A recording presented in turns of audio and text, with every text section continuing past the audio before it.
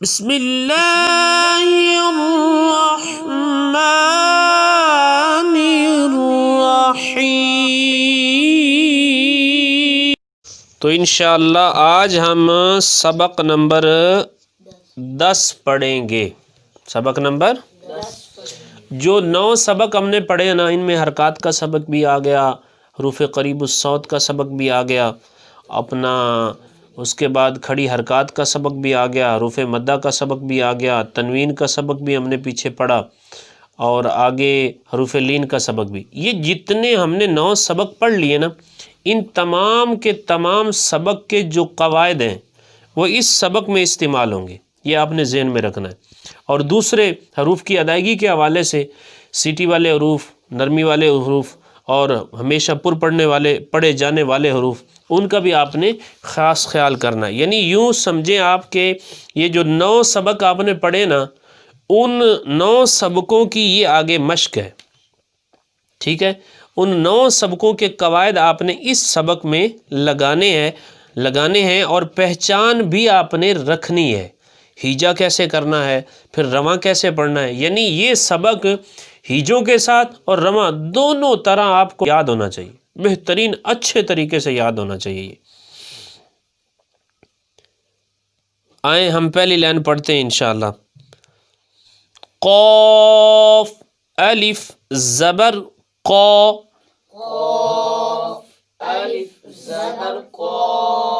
یہ ہم نے حروف مدہ والے سبق میں پڑھا تھا نا، پہلے حرف پڑھیں گے اور اس کے بعد حرکت پڑھیں گے۔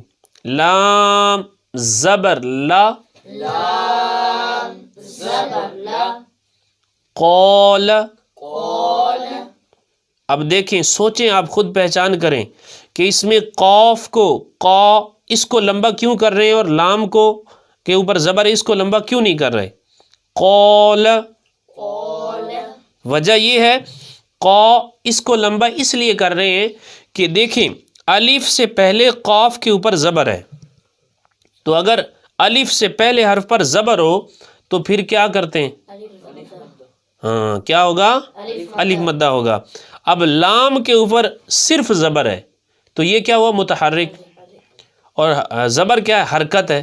اب حرکات کو کیسے پڑھتے ہیں؟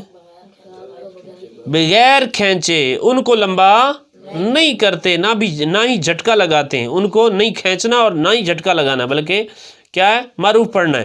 اس لیے ہم نے قا کو لمبا کیا کہ اس کے ساتھ الف مدہ ہے، اور حروف مدہ کو ایک الف کی مقدار کھینچ کر پڑھتے ہیں، تو ہم نے اس کو کھینچا قول، اور لام کو نہیں کھینچنا کیونکہ وہ حرکات ہے، اس کے اوپر زبر ہے، تو ان کو بغیر کھینچے بغیر جھٹکا دیے معروف پڑھنا ہے۔ اسی طرح آگے چلیں، صاد زیر سوی، را الف زبر را، صیرا طا زبر طا، صراط۔ اب اس میں دیکھیں آپ، صاد اس کو موٹا پڑھنا ہے، آگے را کے اوپر زبر ہے تو را کے اوپر زبر کو کیا کرتے ہیں؟ پر پڑھتے ہیں۔ آگے کیا ہے جی؟ دیکھیں الف ہے، الف سے پہلے را ہے، را کے اوپر زبر ہے تو کیا ہوگا؟ ہاں، اور تو کے اوپر بھی زبر ہے یعنی متحرک ہے، تو حرکات کو کیسے پڑھتے ہیں؟ اس کو نہیں کھینچنا، لمبا، تو صراط۔ اب یہ جو دوسرا کلمہ ہے صراط، اب اس کے اوپر آپ خود اندازہ لگائیں، قواعد آپ اپنے ذہن میں لے کر آئیں اور پھر آپ بتائیں، یہاں سوچیں۔ دیکھیں صاد کے اوپر کون سا قاعدہ لگ رہا ہے؟ صاد کے نیچے زیر ہے تو صاد کیا ہوا؟ متحرک، زیر حرکت ہے تو متحرک ہوا۔ را کے اوپر زبر ہے، را کے آگے کیا ہے؟ را کے اوپر زبر ہے، متحرک ہے۔ را کے آگے الف ہے، تو ہم نے یہ پڑھا تھا پیچھے 7ویں سبق میں کہ الف سے پہلے حرف کے اوپر اگر زبر ہو تو کیا ہوگا؟ الف مدہ۔ اور الف کب الف پڑھا جائے گا؟ جب کوئی حرکت نہ ہو اور جزم بھی نہ آئے۔ جب کوئی حرکت یا جزم آ جائے گی تو پھر الف نہیں پڑھا جائے گا، پھر ہاں تو یہ الف کے اوپر الف سے پہلے را کے اوپر زبر آ گیا، تو اب اس کو کیا کریں گے؟ کھینچیں گے، الف مدہ ہو گیا صراط.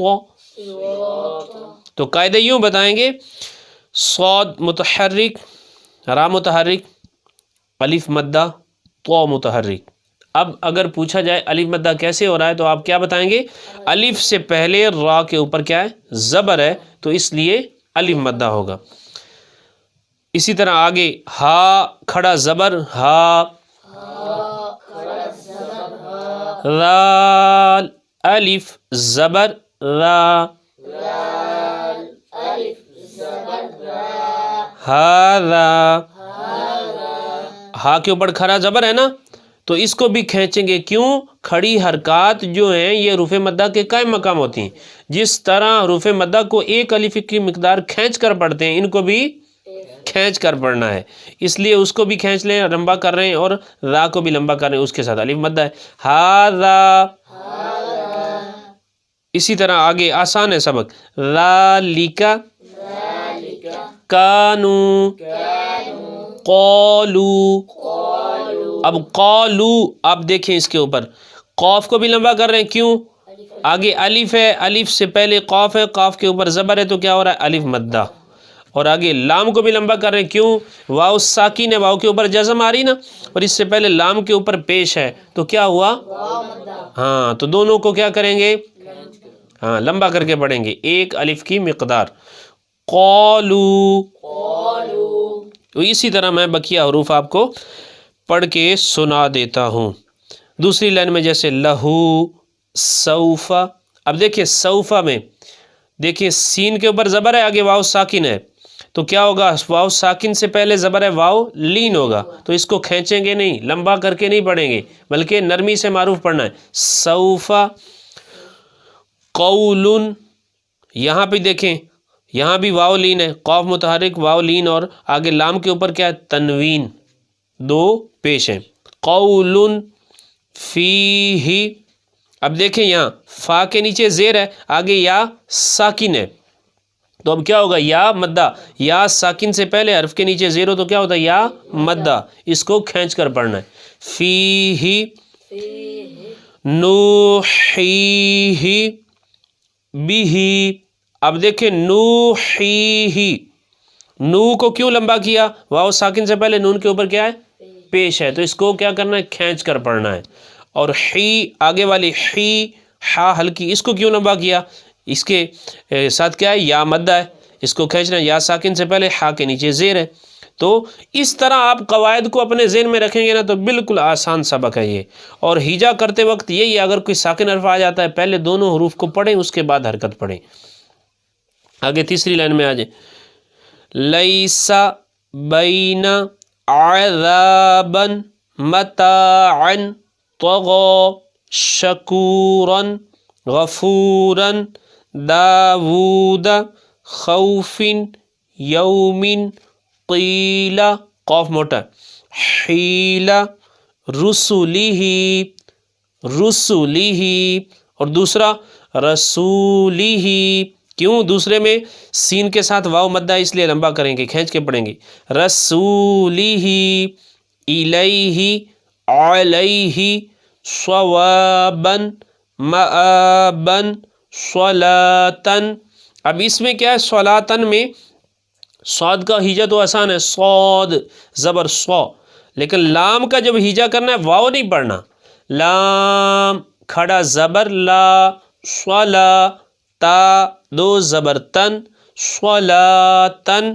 اسی طرح آگے زکاةً، رسول محفوظ مقامہ ختامہ، لوح حول دین بشیر قومہ ہدینا بیننا زاہدین راکعون عیسیٰ، عیسیٰ، عین کھینچ کر پڑھیں گے لمبا کر کے. کیوں؟ عین کے ساتھ یا مدہ ہو رہا ہے، یا ساکن سے پہلے عین کے نیچے زیر ہے اور سین کے اوپر کھڑا زبر ہے، تو اس کو بھی کھینچ کر پڑھیں گے کہ کھڑی حرکات کس کے قائم مقام ہوتی ہیں؟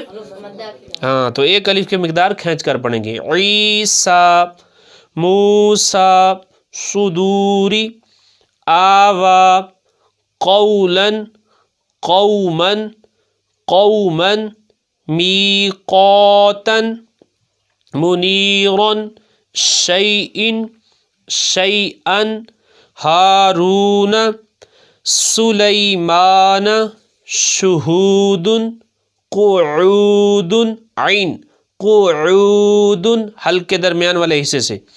ودود، یومئذ، موعدہ، عین، موعدہ، کریم، وکیل، نورہ، ارأیت، افرأیت، موعظۃ، موضوعۃ، موعودۃ، سمیع، عزیز، یدیہ، حیث، غیب، سماوات، کلمات، لشیء، قریش، بآیاتنا، مہادا، عالم، کتاب، سلام. بالخصوص یہ آخر سے پہلے والی جو لائن ہے نا، اوذینا، اوتینا، آپ دیکھیں یہ پہلے دونوں کلموں میں دیکھیں اوذینا اور اوتینا، ان میں کیا ہے؟ حروف مدہ ہیں. تینوں حروف مدہ پہلے میں بھی ہیں. اوذینا پہلے کیا ہے؟ او، واو ساکن سے پہلے حمزہ کے اوپر کیا ہے؟ پیش ہے، تو واو مدہ ہو رہا ہے. اور آگے ذی، یا ساکن سے پہلے ذال کے نیچے زیر ہے، تو یا مدہ ہو رہا ہے. پھر آگے دیکھیں نا، الف سے پہلے نون کے اوپر زبر ہے تو الف مدہ ہو رہا ہے. تینوں حروف مدہ اس ایک کلمے میں ہیں. اوذینا، اسی طرح اوتینا، اوحینا، نوحیہا، آتونی، آمنوا بی، تدیرونہا، فلا تمیلوا، ما خلفتمونی، فلا تلومونی، ولا یحیطون. آپ دیکھیں یہ آخری جو کلمہ ہے ولا یحیطون، اس کے اوپر آپ قاعدے دیکھیں. واو متحرک، واو کے اوپر کیا ہے؟ حرکت ہے، زبر، تو متحرک جس پہ کوئی حرکت ہو. آگے کیا ہے؟ لام متحرک، الف مدہ، الف سے پہلے لام کے اوپر زبر ہے. اور آگے پھر یا کے اوپر دیکھیں، یا کے اوپر پیش ہے تو یا بھی متحرک، ہا کے نیچے زیر ہے متحرک. آگے یا ساکن ہے، یا کے اوپر جزم ہے تو یا ساکن سے پہلے ہا کے نیچے زیر ہے، کیا ہوگا؟ ہاں. آگے تو کے اوپر پیش ہے، واو ساکن ہے، تو متحرک، اور پھر واو ساکن سے پہلے تو کے اوپر پیش آ گیا ہے تو کیا ہوگا؟ واو مدہ، اور نون متحرک. تو اس انداز میں آپ کو قاعدے یاد رہیں گے نا، اور یہ پتہ رہے گا حروف مدہ کو کیسے پڑھنا ہے، حروف لین کو کیسے پڑھنا ہے. حروف مدہ اور کھڑی حرکات ان کو کھینچ کر پڑھنا ہے، لمبا کر کے پڑھنا ہے، ایک الف کی مقدار. اور حروف لین اور حرکات ان کو نہیں کھینچنا، ان کو نہیں کھینچنا، جھٹکا بھی نہیں لگانا، بلکہ کیا کرنا ہے؟ حروف لین کو نرمی سے پڑھنا ہے، انہیں معروف پڑھنا ہے. تو اللہ تبارک و تعالی ہمیں صحیح معنوں میں قرآن پاک سمجھنے کی توفیق نصیب فرمائے.